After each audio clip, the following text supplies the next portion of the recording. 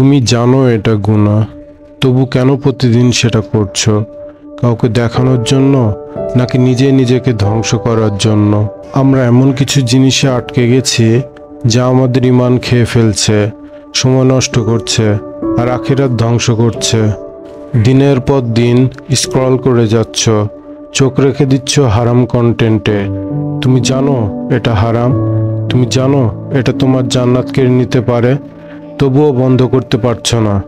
এটা শয়তানের ফাঁদ, তোমাকে এতটাই দুর্বল করে দিয়েছে যে তুমি এখন নিজের উপরে বিশ্বাস হারিয়ে ফেলেছো। কিন্তু আল্লাহ জানেন তুমি কষ্ট পাচ্ছ, তিনি জানেন তুমি চেষ্টা করছো। তুমি একবার হেরে গেলে মানে এই না যে তুমি ধ্বংস হয়ে গেছো।